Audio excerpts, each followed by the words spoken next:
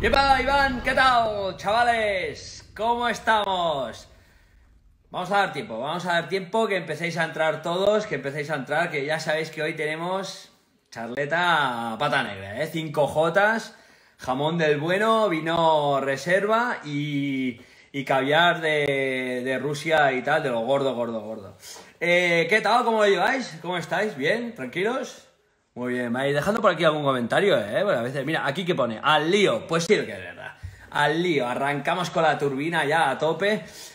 Escuchadme, poco a poco vamos saliendo de esta y también es verdad que poco a poco voy a ir aflojando un poco el ritmo. Mira, por aquí ya aparece nuestro invitado de hoy. Lo tenemos por aquí, ahora le enviaré la propuesta. Pero poco a poco os iré explicando, iré bajando un poco el ritmo porque claro, a las 3 no todos estaréis disponibles a partir de la semana que viene, como quien dice. Así que poco a poco iré reestructurando un poco cómo lo vamos a hacer, pero vamos a darle continuidad a esto de las charletas. Incluso a lo mejor ampliamos el tema charletas y nos movemos por un tema también, un tema no tanto charletas, sino que también un tema técnico, de material, bueno, dejadme pensar, ¿de acuerdo? Así que, y hoy estoy nerviosísimo, muy nervioso, porque hoy tengo a mi ídolo, Thomas Frischknecht, ídolo, pionero, la semilla del mountain bike, manager de un equipo brutal, cómo gestiona el equipo. Y quiero saber cosas de él. Yo tengo bastante amistad con él. Era mi ídolo, se convirtió en mi amigo y ahora pues es manager. Pero nunca, bueno, hemos hablado de muchas cosas. La verdad es que hemos hablado de muchas cosas. Y a ver que nos lo explique, que nos explique en directo. Va, a ver qué dice Thomas Frischknecht. Frishi, a ver qué se explica. A ver, le envío a Sender. Le envío la petición a Frischknecht y a ver qué se explica. Un pionero. ¿Qué pasa, ídolo? Cabrón, ¿cómo Cabrón, estás? cabrón. Uy, cabrón. How are you, amigo? Looking Very, very good. good. Thank you.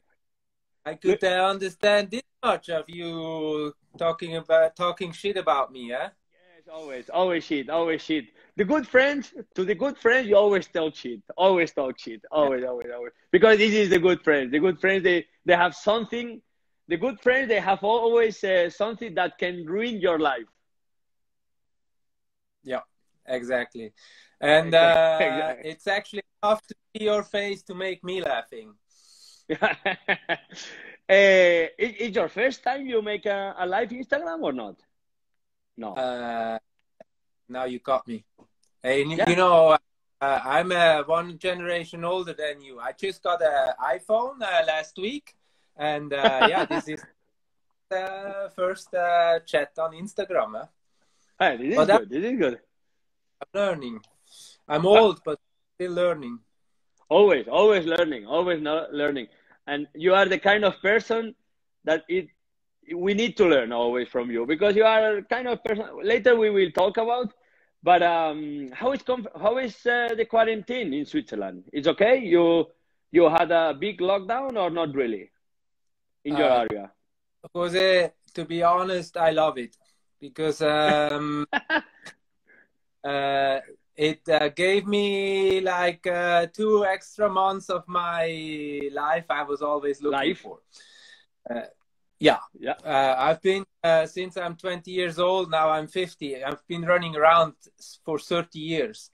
First as a professional myself, and my career was over immediately. The next race, I was with my team, with Nino and Florian and all these guys. Still traveling, going to races, and which is all great fun, and I still love it. But there's so many things I was just not able to do because I was always on the road. I was traveling for the past 30 years, 200 days a year. And this year I had this extra 2 months that I was just home, and I climbed some mountains around my house that I've never been to, and just do a lot of stuff that in this extra time. So I'm trying to look at the positive.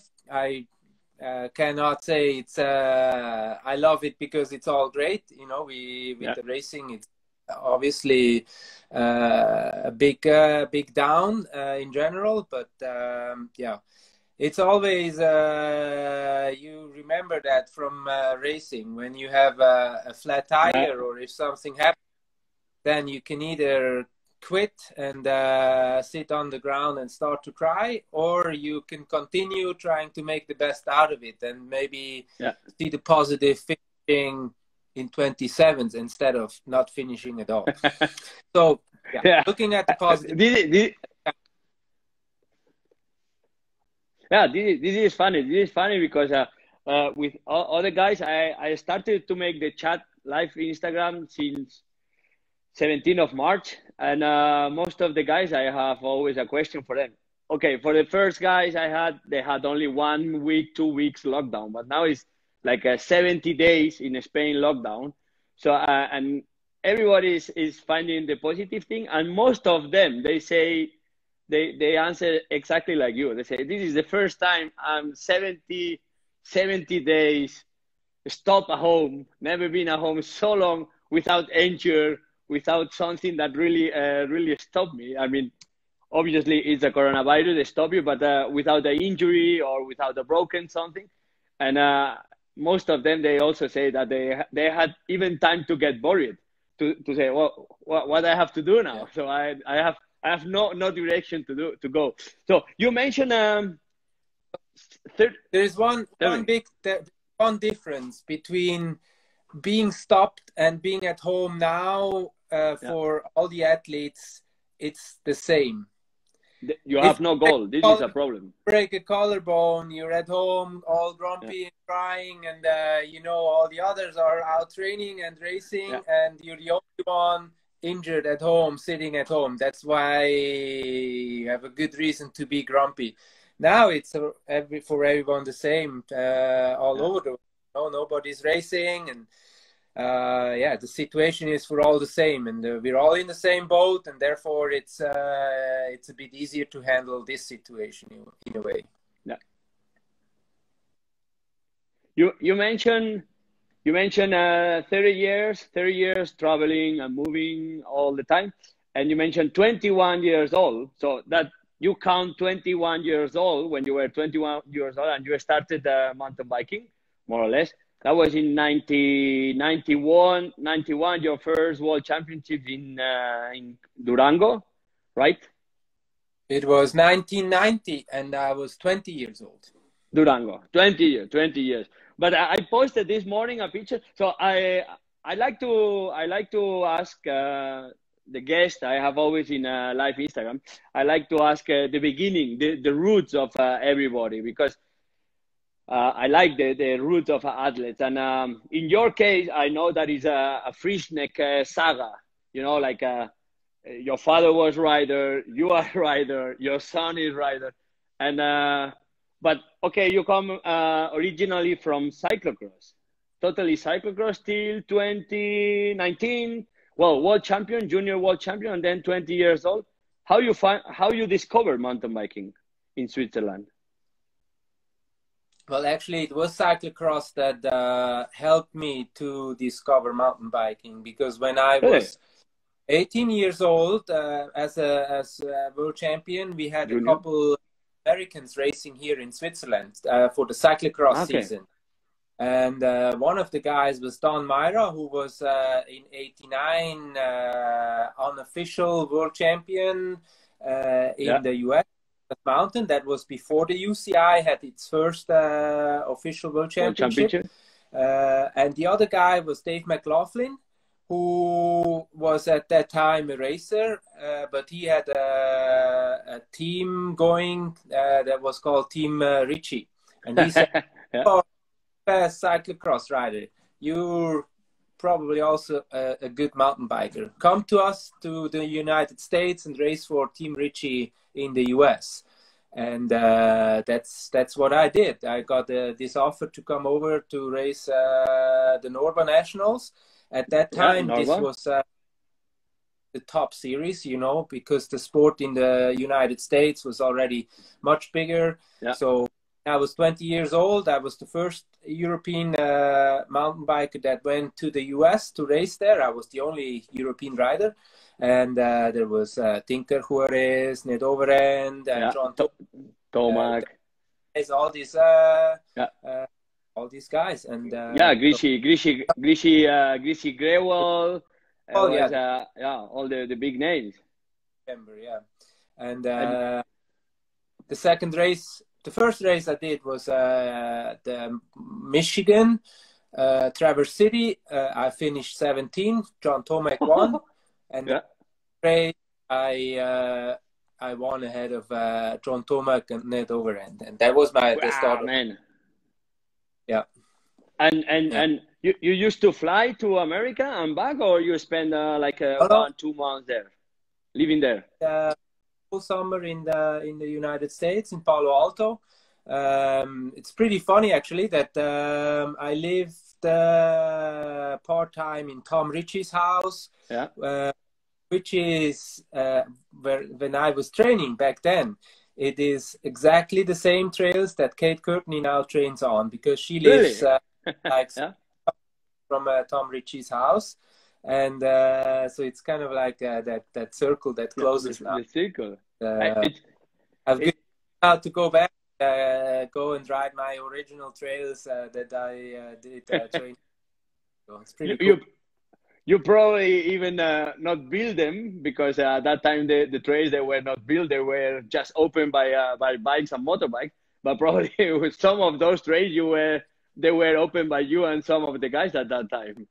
Yeah, I mean, the California, Northern California is, if you have been riding there, you know why the sport of mountain biking was born there, because the topographics is just made, it's mountain bike heaven, and all these trails, they're there since ever, and they're long and fun, and single trail for hours, and a lot of them, and that's it's a great place to ride a bike, that's for sure. Exactly. That was kind of in my beginning of my career. That was something that I was always looking to the race of San Francisco, Napa Valley, and then but especially the old course. I reached one of my goals in my life, that was winning in Napa, but it was the new course from the new generation at that time. But the old course, that was pure mountain bike philosophy with the big gravel road, and then the single trail, and then a little bit the sandy terrain. That was really the origins of mountain biking. Yeah. And that was really funny what you said, but that you were one of the first European guys going to America for racing. And actually, till now, probably you are more or less the unique. Not many European riders they went racing in America.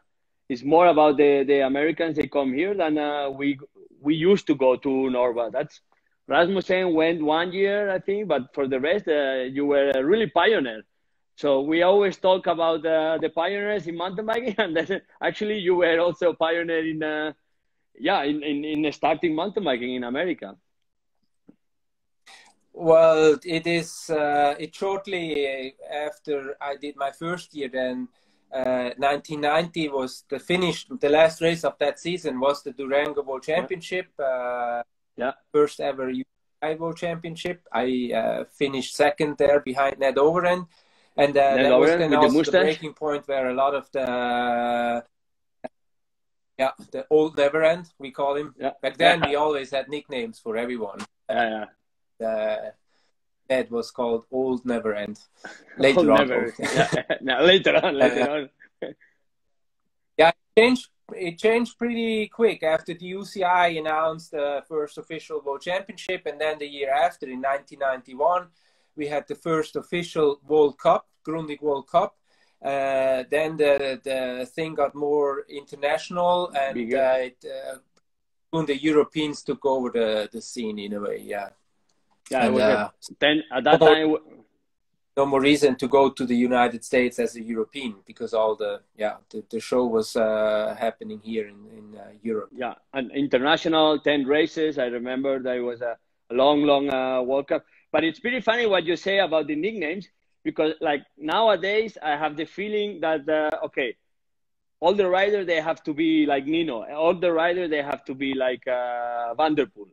But in the old times, each rider had his own personality, and each rider had his nickname and his how you say, his tropes, his fans. You know, like people they were super fans of Tinker, some of Tomac, some of you, some of Auburn. You know, like nowadays it's like even the riders, they have to be okay. Everybody wants to look or be like Mathieu, and in the old times, or like Nino, and in the old times, like it was like each rider had his own club of fans, right?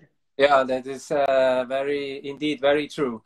I think today we see all the stars are almost a little bit too polished. You know, nobody can say something exactly. wrong or.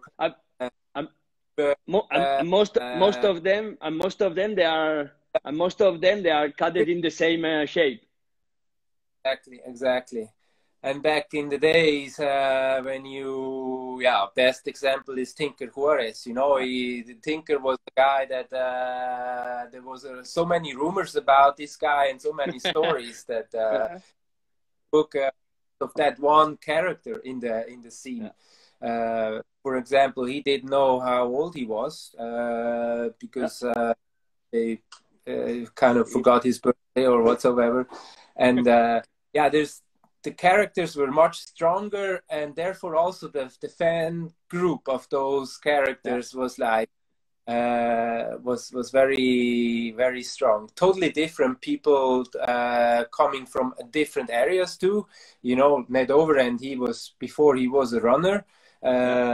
On Tomac before he was a BMX rider, same Tinker. Then we had a couple guys, I can't remember his name. They came from rollerblades or inline.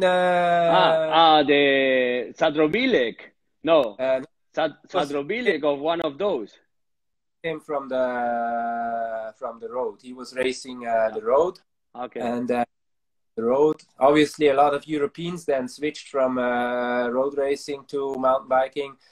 Quite a lot also from cyclocross. You know, Hendrik Diernis, for example, who won 3 world championships in a row, and others. Bramati as well. But Bramati, Pontoni, and all those guys. But the Americans always were greater characters than the Europeans until you. Sorry. Until you showed up. No. Well, it was an inspiration. All these characters in the old times that I was a junior, or a junior in and even under. So I was watching always my idols, you, and then I took a little bit from everybody, you know, inspiration from everybody. But I have the feeling of this, that in the old times everybody was a character. They didn't care about who the others they look like or what they do the others. I had my character, and everybody was racing in the same level with a different characters, different philosophy of and that was really really nice for the sport to, like you mentioned, that a lot of people they came from all different sports: running, cyclocross, motocross, BMX, rollerblades, blah blah blah. And that was I think it was really, really positive to create the mountain biking in the first years, because everybody had something to bring to the sport. You know, it was that was so dynamic, mountain biking at that time. And just also the influence of the US and people coming from other sports. You know, I was at the time I was grown up in cyclocross. Back then, we had to have by law, by UCI rule, we had to have white socks and black bib shorts. Yeah, I want to go there. I want to go in this direction. Told this to some freak from Los Angeles that came from rollerblading. He had black socks up to the knees and maybe purple shorts, and he didn't care. He also didn't know any different. And this was we were like, whoa. Was fun. This is devil, this is devil. But this was good for the sport. We were at the beginning of something new, and we could basically create certain things. I was cutting off my sleeves of the jersey when it got hot, and then some at the Olympics in '96, some UCI official thought that this is against the rule and gave me a fine, but then they found out that rule that you have to have jersey is only for the road, and then I didn't have to pay that fine. But it's fun. Of a new start was great back then. We created something that hasn't been there before, and that was kind of pretty cool.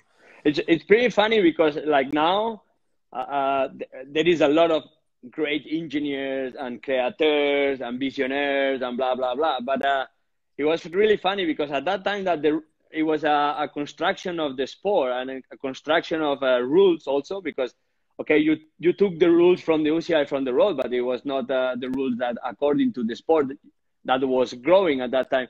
And then it was so many inputs that there is a lot of things that they were invented in that time, and now they are like new. For example, gravel. Gravel was the bike of John Tomac. So exactly. Gravel was the bike of John Tomac. Like for example, like now it's the Softail bikes and blah blah blah. Softail bikes. You had a Softail. I don't know, 25 years ago or 30 years ago.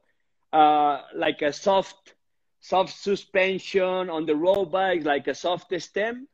Like now, some bikes, they are using it on the road. In that time, you had a soft stem with an elastometer.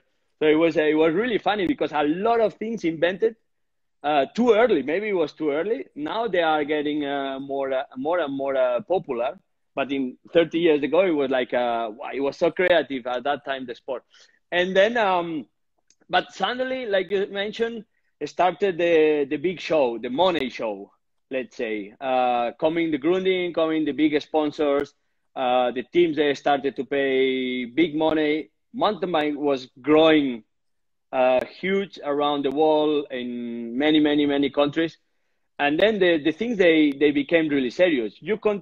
You had the time that you raced for long in cyclocross, but suddenly after Durango, you really focus in mountain biking with the team Richie, big team, and that was the beginning of the real professional mountain biking. When the Europeans, they took over the sport and they made it not in a show direction, they made it in a performance direction. Yeah. Which is, luckily, at least the teams were still based in the US. So all the big teams back in the days with Specialized and Kennedy, Yeti, Richie, you name it. It was still kind of American driven from the teams and the companies investing in the sport. But the European riders kind of took over the show as athletes, which is... I wish it would last a little bit longer.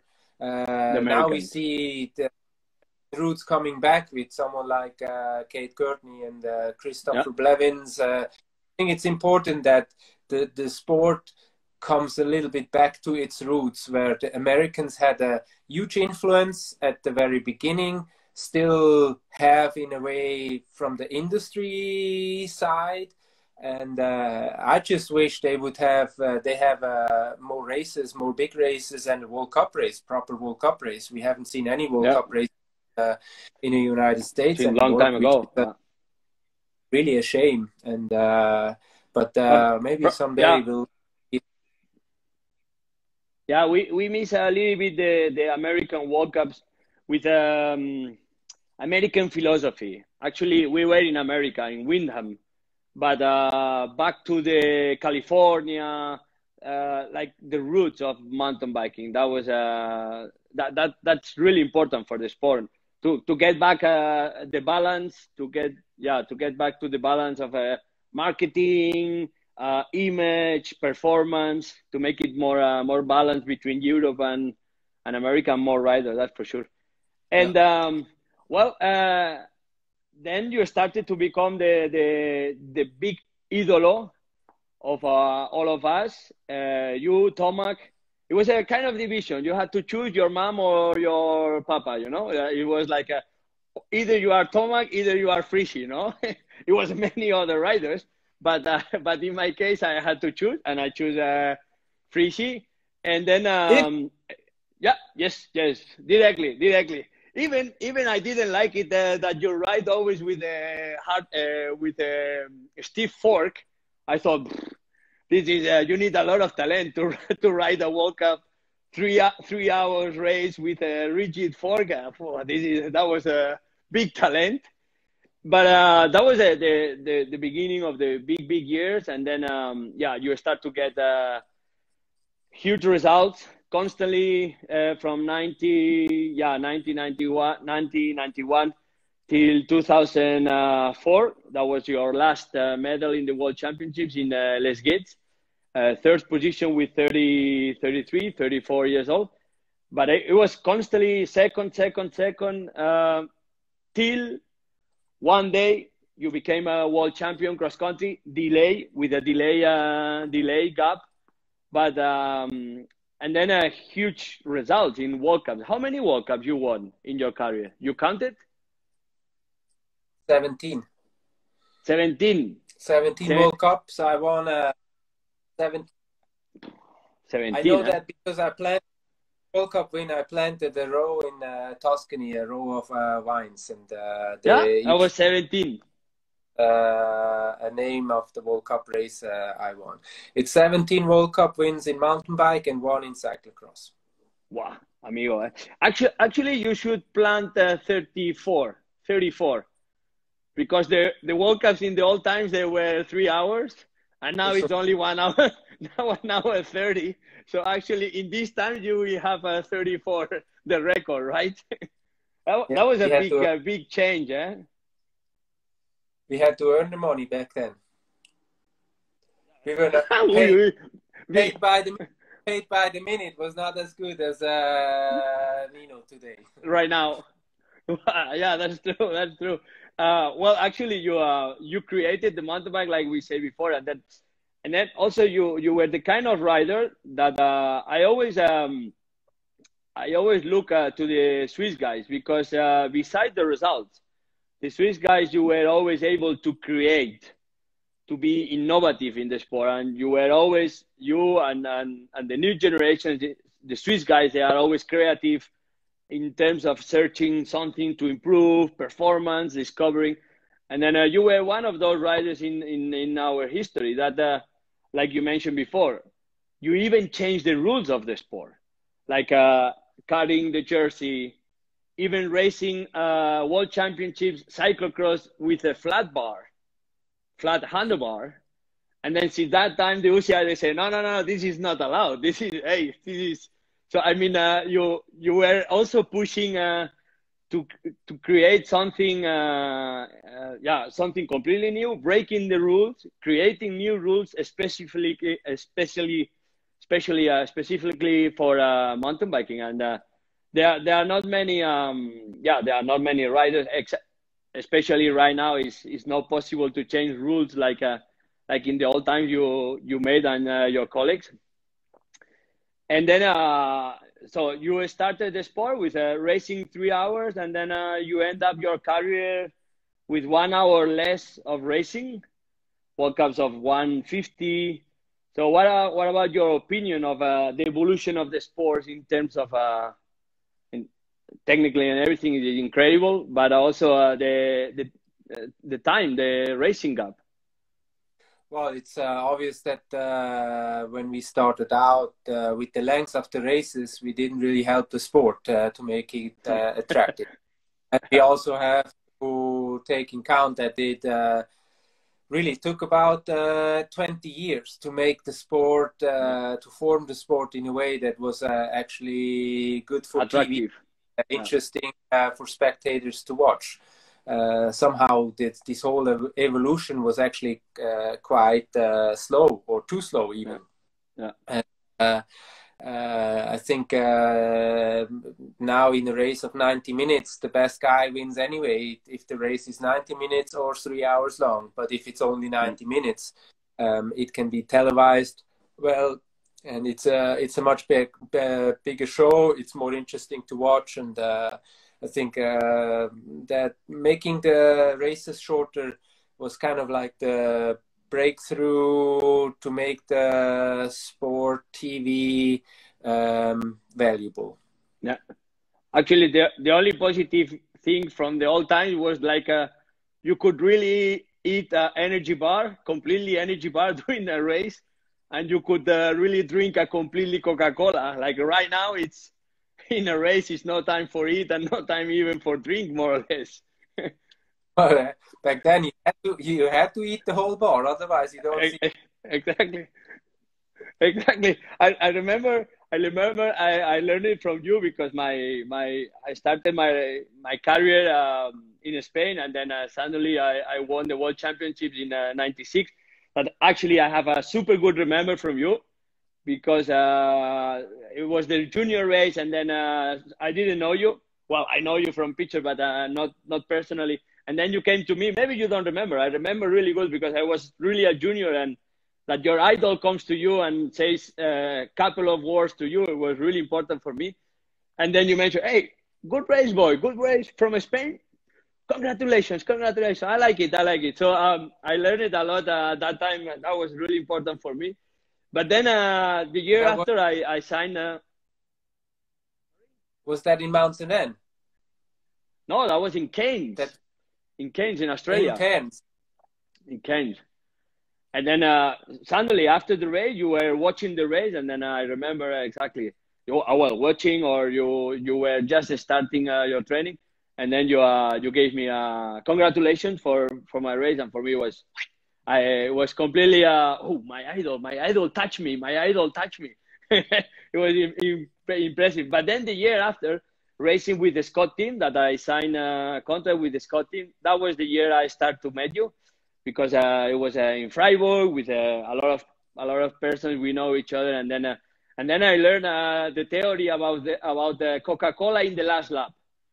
But at the old times, Coca-Cola in the last lap, it makes really sense, because it was 30 minutes one lap, so you could fill up the complete bottle of Coca-Cola and then really enjoy Coca-Cola in the last lap, like you mentioned, and then eat a proper energy bar in that time. Yeah. And the distance changed a lot, the sport. I mean, so basically what we did in the World Cup cross-country World Cup races was a marathon. Yeah. Now today the marathons are as long as our cross-country races were back.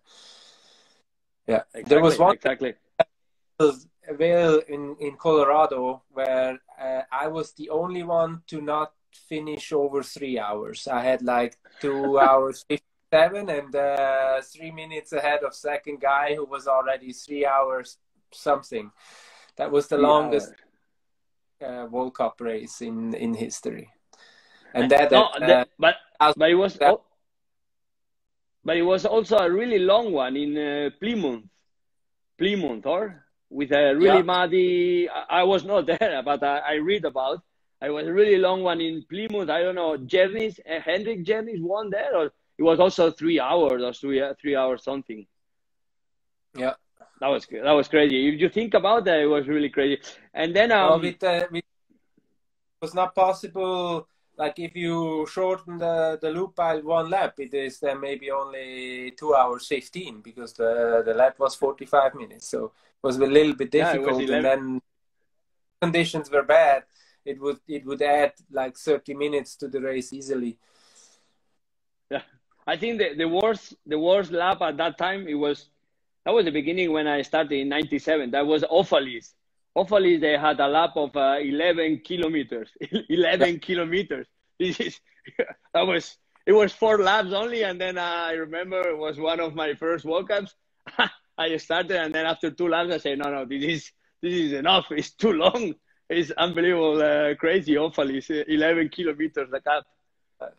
It's not very motivating when you cross the finish line the first time after one lap and you're already totally exhausted.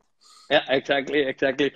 But then and then at that time was the big moments of mountain biking in 97, 98, even before with all your battles with John Tomac and well, we have a big remember from John Tomac and Frisi in Madrid.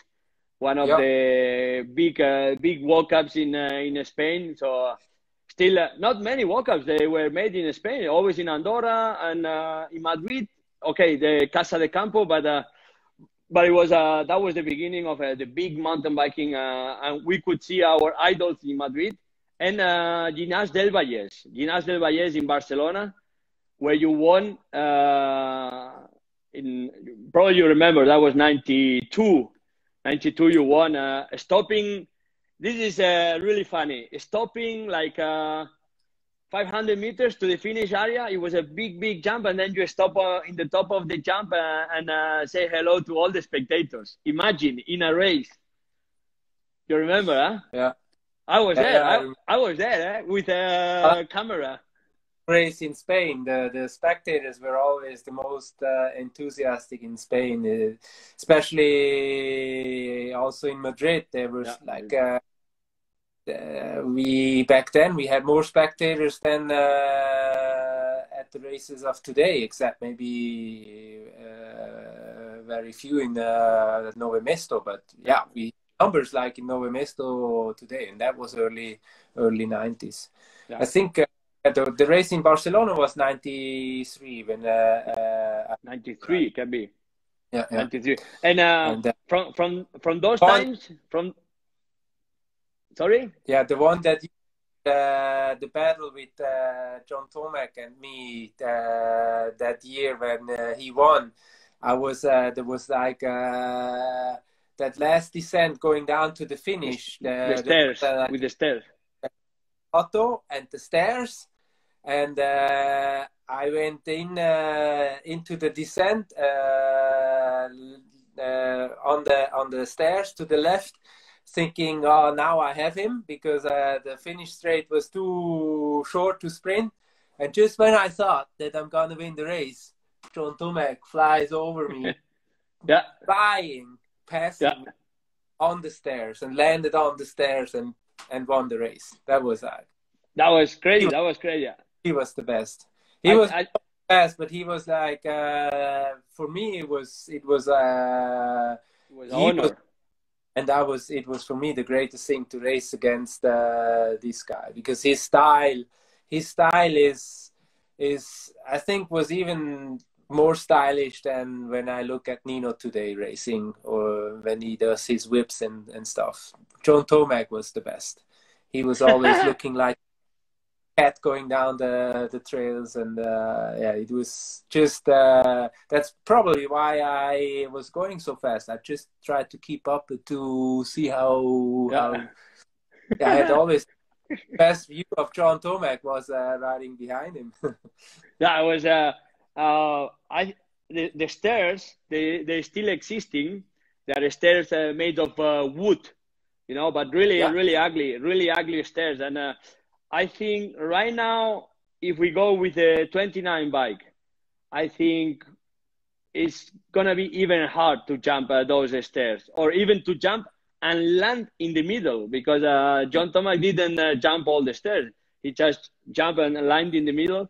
But okay, he had this kind of revolutionary bike with the Tioga wheel and the fork and everything. It was really impressive.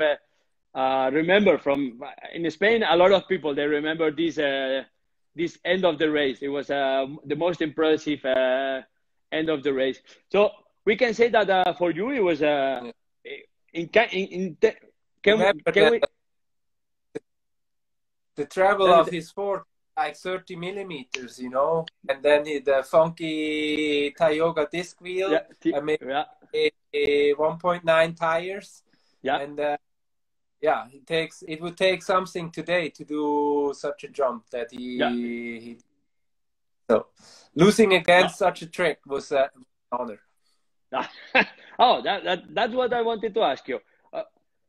I always ask, okay, who was your idol? Who was the guy you always look at him? And can we say that John Tomac, beside to be your enemy, was also kind of inspiration to improve also? Because you mentioned there was an honor to race with him, or an honor to lose with him in terms of performance.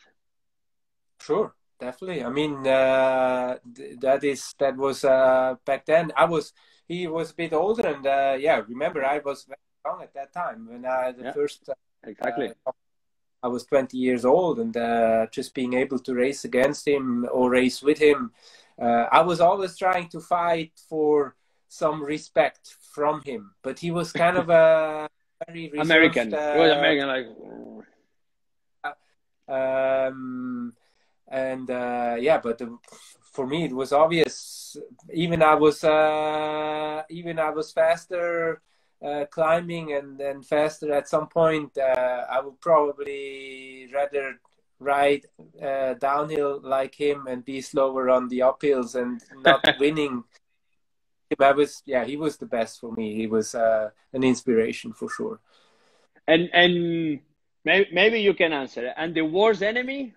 The worst, you think that was really tough because character, or because it was really tough to race against him? That was probably in the times of between 94, 95 till 2000. It was really tough times also. Really tough riders with the French army. The French Armada was really tough times. You already kind of mentioned half of the how do you call this? Armada, the Sun team.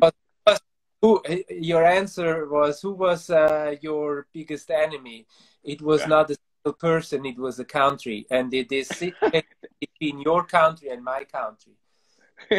Who was your biggest enemy? Smallest of those who lives in this country, between your country and my country. Exactly. Midget man. And now for the Swiss community, who was the worst Schneckefresse you had in your career? We can say Schneckefresse. This I learned it from you. But then after a really long career, your well-deserved world championship after Cairns, you focused in marathon, and then you started to see a different direction of mountain biking. Mountain biking started to get shorter and shorter, and then suddenly you were one of the first proper cross-country riders that you say, okay, let's focus for marathon. Was always there, more or less, but it was like, okay, it's a marathon. But then suddenly one day you really focus in winning the marathon world championships. And then you made it in the first attempt. Actually, no, not in the first attempt. You won in Lugano in the first attempt. Lugano, exactly. Yeah. You won in Lugano against Barbara Edgens in the sprint. Yeah. Well, and, I wouldn't say I turned from a cross-country guy into a marathon guy. Those years I was racing only one marathons, and that was one of them was the World Championship. I still would do the whole cross-country World Cup, but it was more a kind of a chance to try to go for something that also hasn't been there before. It was the first ever marathon World Championship in Lugano.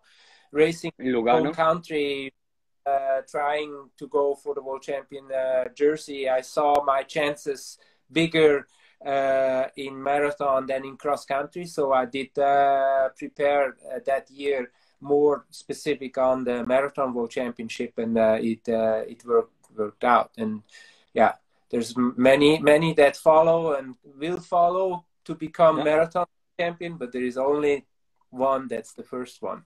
The original. You try it in Durango.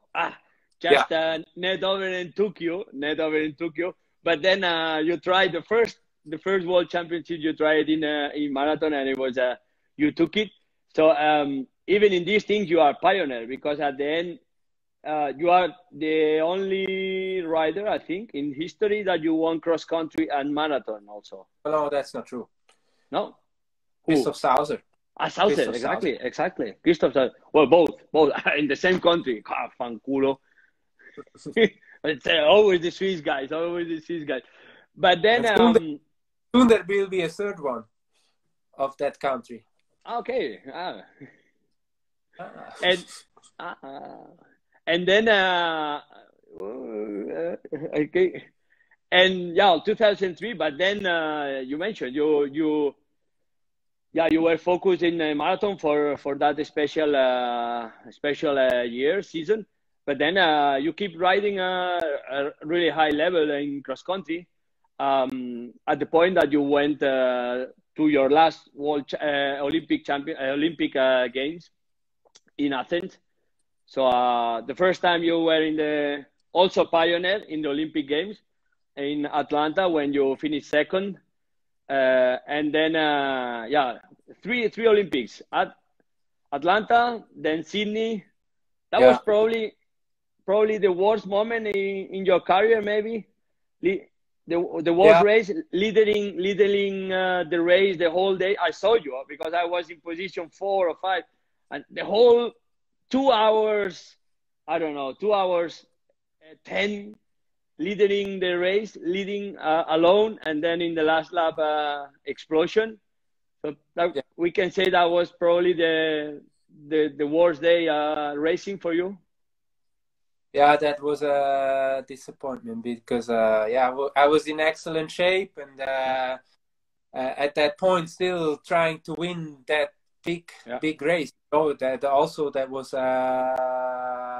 still I was missing that one big title. I had a lot of places like you mentioned, and I was going very well, but then mid through the race I lost my bottle, and in this long loop we had back then, we only had one feed zone, you remember, and there was I was starting to get dehydrated and got cramps in the last lap, and it was not an explosion in a way that I was just getting tired. It was cramps and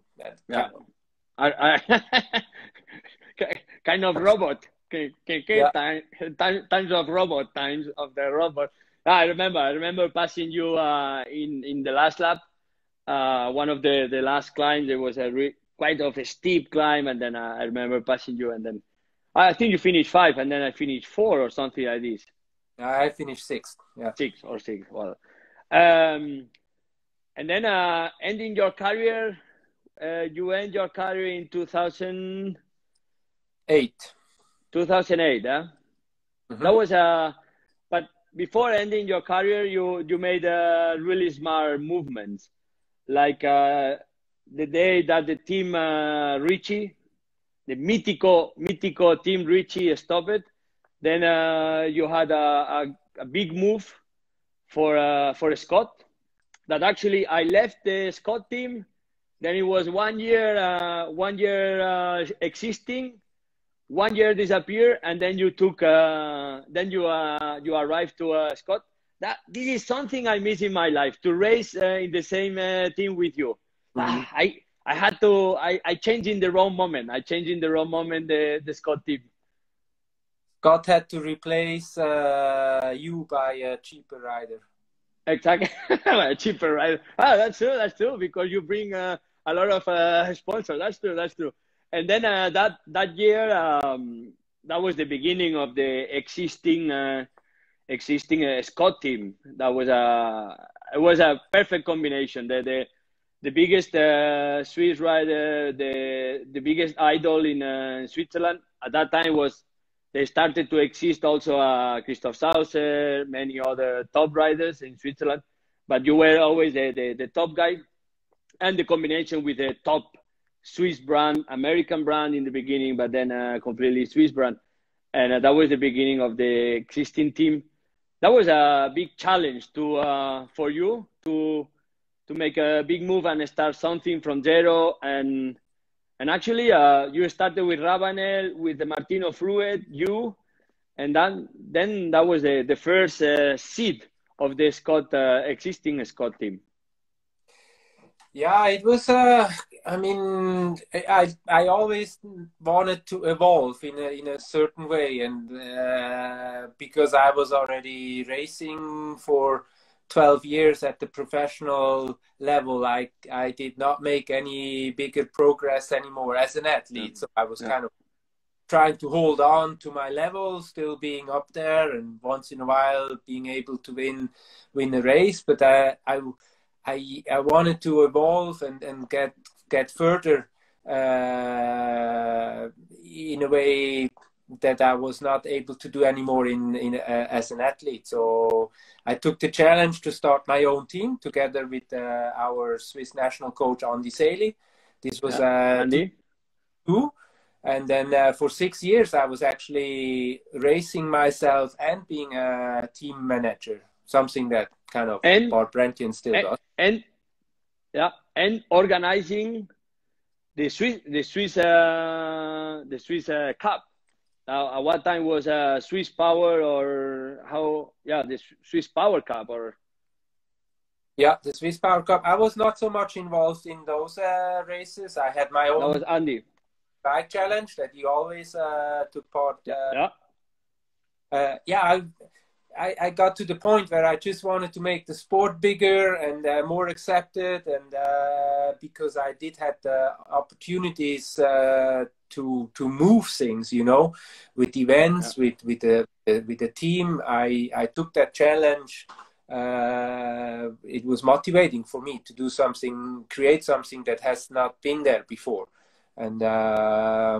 At least in regards of the team, this was kind of a great move, because once I stopped racing myself, I could then focus completely on my team, and we were already super established. 2000 with Nino winning the bronze medal at the Olympic Games, and the year after winning the World Championship. 2009. 2009, it was a super smooth transition for me from an athlete to a full-time team manager then. So it was a good investment. Those 6 years, sure, I had like juggling with too many balls, you know, trying to look at years and warming up the rollers and Tetris here and sponsors.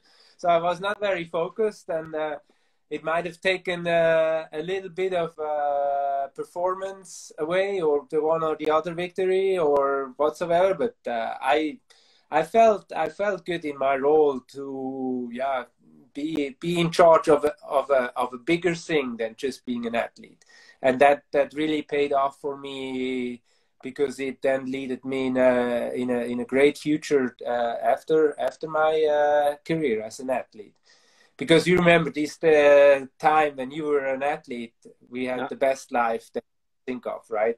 The best job. Absolutely. We're scared when the day and the moment comes to stop a career. Yeah. It was something very emotional. You know, you kind of close that one door and you don't know what's coming when you open up the new door. Exactly. I was in a way, I had a lot of respect, and I was afraid of the time after my athlete. I sometimes I thought, well, maybe the life is over after you're not professional anymore. It was totally the opposite. Doing what I'm doing now, becoming a team manager, made my life actually even more interesting and more full dynamic. Cool things, and that is thanks to an investment in time and energy in something that I believe in, even I was still racing myself. Always. And how is like right now you say it was a really big transition, a smooth transition with Nino, growing together with Nino, because Nino was always a squad athlete since he was a junior or started his career. So you both grow together as a team manager and a top mega athlete, and the legend Nino. Even if he's really young, it's the results and everything, they confirm that he's a mega legend. And like right now, how is the life as a team manager to managing such a successful team like the team from last year? Nino, Kate, Lars, mega winning. So what's the key part of you as a team manager? Your how you say, your work is more as a travel agency, or there is really, because you are managing big champions that actually they fly alone now? Yeah, I see my role as keeping a good team Mood. spirit, making sure the athletes feel comfortable and well, and we are a good group of people. That is not just the athletes. There is a whole staff and group of people behind those athletes. And if these people work like a team, and I think I can say we're kind of almost Team, like a family, very bonded together. Then each one of us can bring the best performance. The mechanic can bring the best performance, the physio, and obviously also the athletes. When they feel comfortable and relaxed and they have also some fun, you know, I'm trying to keep things a little bit like in the old days, where we can still quite a bit of fun and not being too serious about things. I think that's a good formula. If you want things too much and try too hard, usually it doesn't come out very well. But if you try and have fun, fuck around a little bit, but when it counts at the start line, then it's 100% focus, and then it's game time. So let's say that you are a soft dictateur sportif. Yeah, I would say really a softie.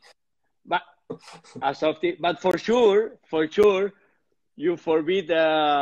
You don't allow some things that in the old times in mountain biking was existing, like anarchy. So for sure, from your experience, you say, okay, guys, this thing is not working. This thing I made it in the past, big parties like in the old times. Okay, control. Now you are more scared when your riders, they ask you the keys from the car. Well, I think we still try to keep it, this philosophy. Make people smile, and we play a lot of jokes to each other, and try to laugh a lot, but then there's like a switch one day. It comes to the start line, then the focus is even more there than if you are trying to stay 24 hours a day focused, you know. So it's a gamble between relaxed, having fun, and being focused, and timing it the way that you concentrate your focus for the 90 minutes you're actually racing, and when you do your job in training, for sure. But then, trying to have as much fun as possible while traveling, because otherwise you get bored of what you're doing, and I think it's an important aspect, that keeping the fun alive, you know. And that this is I like this, and I'm not gonna take you too much time. Actually, we have 1 hour talk already. Not so bad. Did we? Oh yeah. It's yeah. 1 hour, not so bad. Is Adri Frischi is around, or is training on the rollers? Is working, or is working?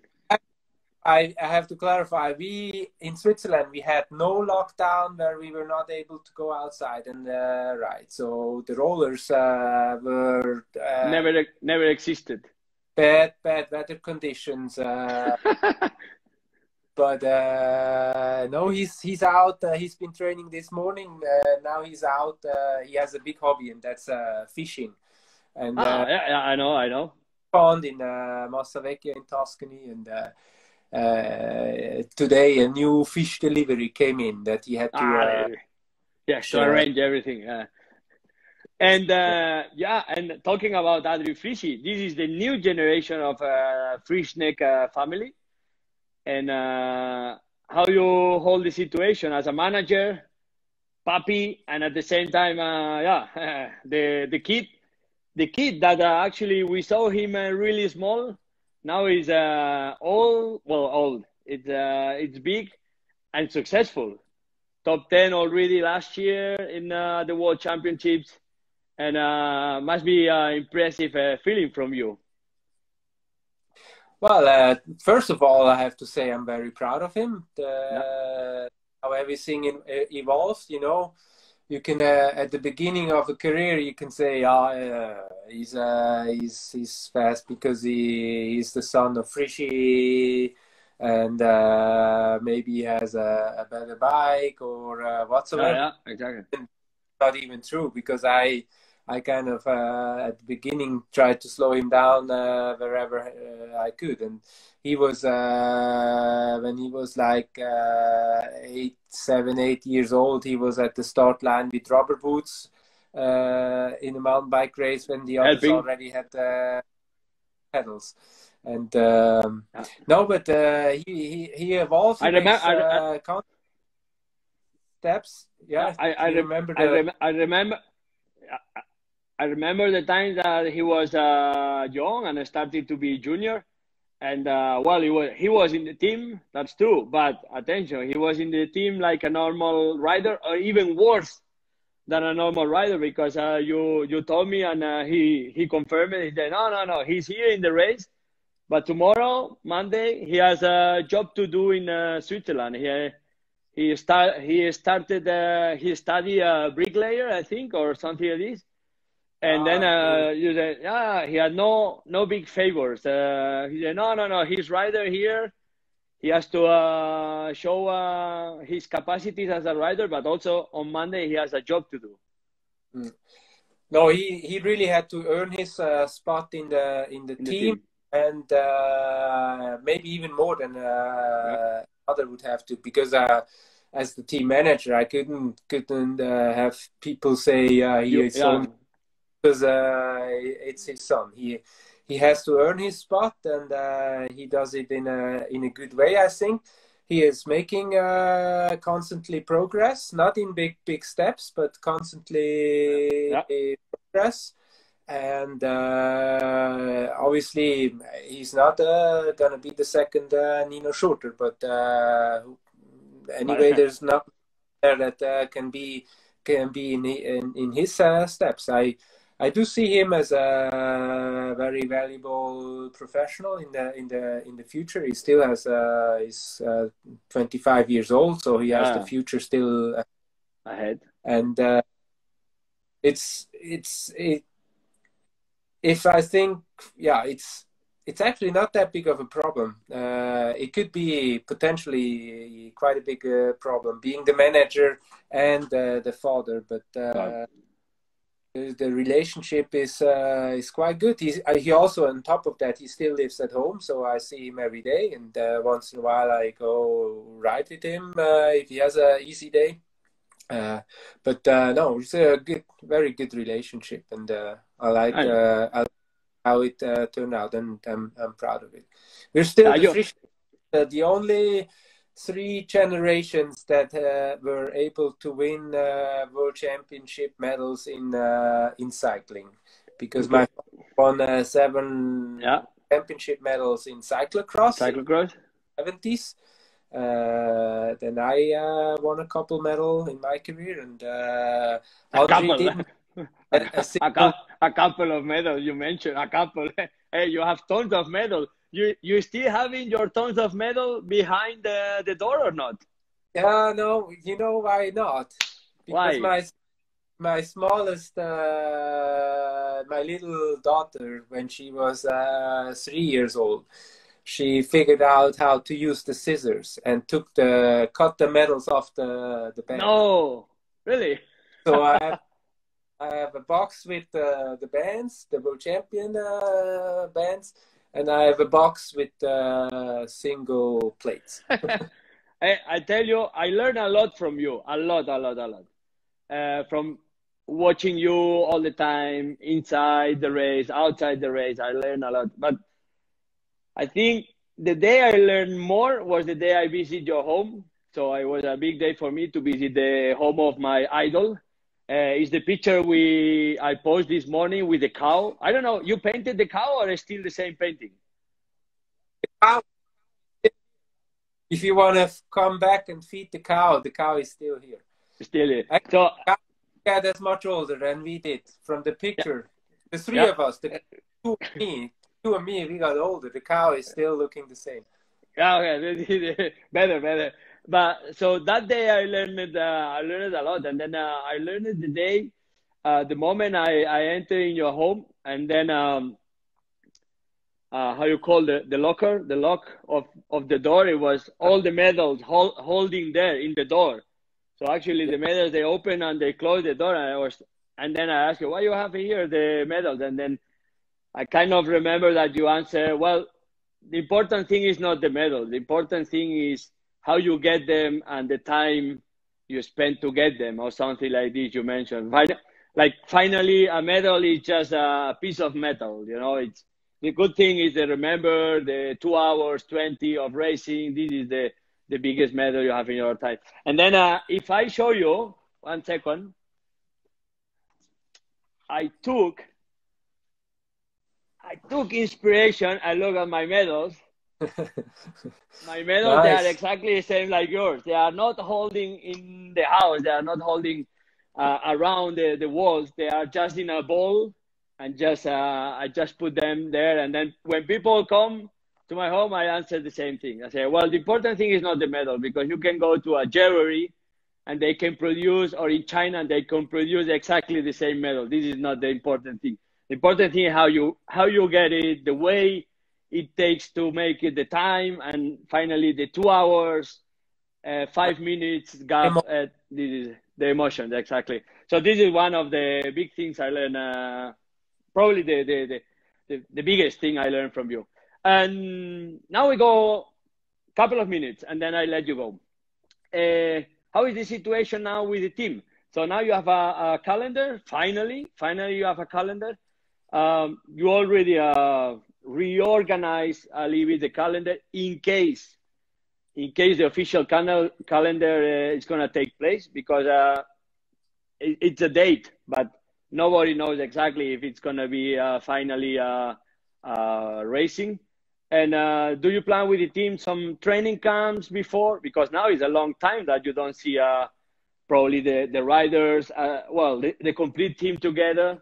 Because the last time was in before Cape Epic that you had to cancel training camp, and then it's planned something before starting season for the team.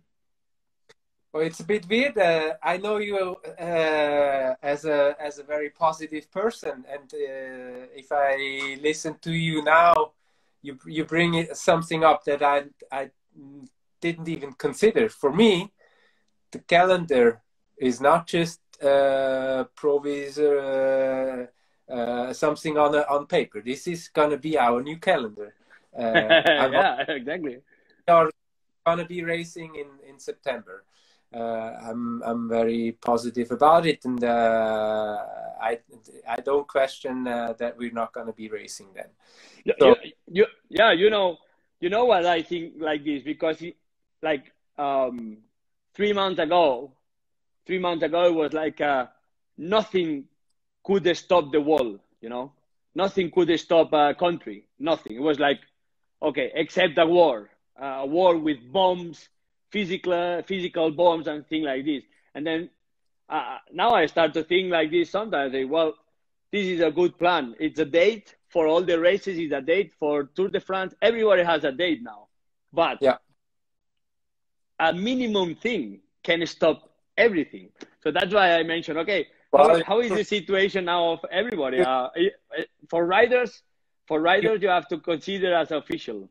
Yeah, you're right in one way, but I hope you're wrong. I hope also for me. Difference is, you know, in Switzerland, the lockdown has not been as tragic as it is in Spain, obviously. We are back to basically normal. Restaurants are open, schools are open again. Okay, restaurants have a little bit more space in between the tables, but we made it through this time with quite okay. And you're obviously still with both legs in standing in the shit, and I'm already out. Tough times. I'm optimistic that we'll have an interesting season towards the end in September, October, and you know, I got asked a lot about the situation. Oh, this must be very difficult for the riders. They don't know when to race, and the races are canceled and all this. I have to say, it is not. It is, first of all, I mean, what they did now the past 2 months is just training, riding a bike. It was beautiful weather in Europe, also in California, where Kate trains. It's a pre-season normal pre-season. Training for them is what they love to do the most anyway. It's maybe, sure, they also want to have a goal to work for, to go a little bit harder, that they actually know a reason why they suffer in general.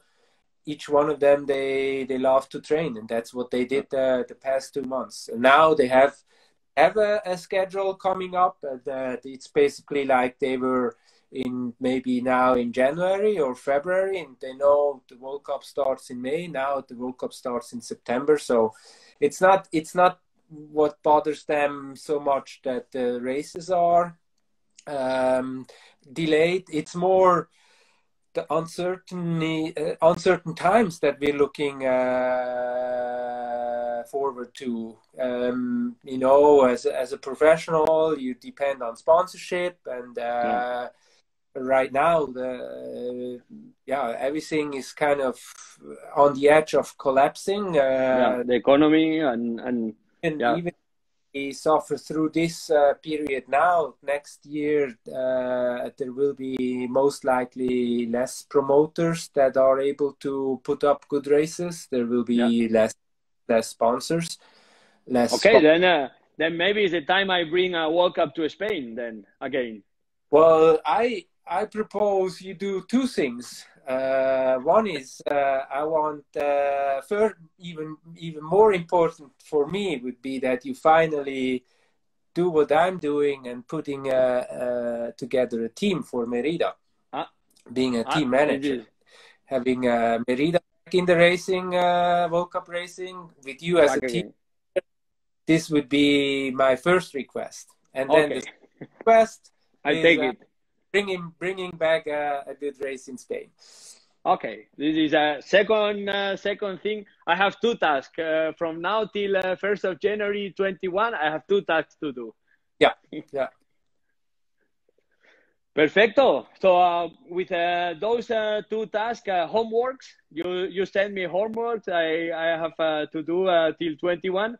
So I just can say thanks a lot for the inspiration, for all the young generation, for my generation, for all the generation, for being a pioneer in our sport, for sure, inventing the sport from the beginning, and now making it going longer and longer through your new manager job, and also guiding the top guys that you have in your team, Nino, Kate, Lars, Kleine Frischi, that actually is not Kleine Frischi, is already Adria. And so thanks a lot for the charleta, for the chat in Instagram, hope to see you soon in the races, amigo. Yeah, it was a pleasure talking to you, and like I said, it would be the greatest pleasure to have you more at the races next year with your own team. Okay, danke. That team manager fight. Hey, attention, but if I come with the team, the first thing I do is I sign a contract with your son. Finish. Ciao. I take it with me. This, if you're the team manager, this is probably I would not fight. Complain. Okay, yeah. Okay. Thank you, amigo. So see you soon. I hope family is okay. Everything good. Kisses to your wife, kids, and everybody, and also a big hug to you and big kisses, amigo. Thank you. Ciao. Okay. Ciao, ciao, ciao. I kick you out. Ciao, ciao, ciao. Ciao.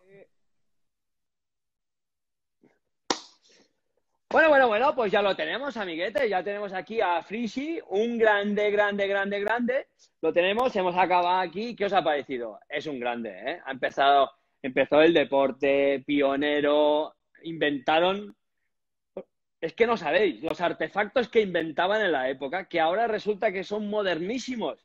Y esta gente inventaba unos artefactos que si eso, pues las ruedas lenticulares atrás que hacían como de suspensión. Softail, cuadros con elastómeros atrás que hacía como un poquito de recorrido, pero era una rígida, pero un poquito de recorrido. Las gravel, las inventó John Tomac. John Tomac inventó la gravel. Thomas Frischneck hizo cambiar las normas de la UCI porque se cortó el maillot y no se podía. Pues él se lo cortó. Se ponía calcetines altos cuando no se podían poner calcetines altos y tenían que ser blancos, que era la regla que había en la carretera. Pues él la cambió. ¿Qué más? Corría en ciclocross con manillar plano de mountain bike. Pues al final se cambió la normativa y la UCI dijo, no, hay que correr con manillar de ciclocross. Así que, imaginaros, encima de empezar el deporte, crearlo, inventarlo y darle continuidad, como está haciendo ahora con el equipo de Scott y con Nino, con Kate, con Lars y con su hijo, que es un máquina, su hijo, lo tenéis que seguir. Adri Frischneck, un máquina. ¿De acuerdo? Así que nada, hoy ya acabamos la charleta. Me organizo para la charleta de mañana, que ya la tengo casi cerrada. En principio, cerradísima. Así que mañana a las 3 os veo. Luego os anuncio quién tengo a mañana. ¿De acuerdo? Venga, entonces, un saludo. Chao, charleteros. Chao.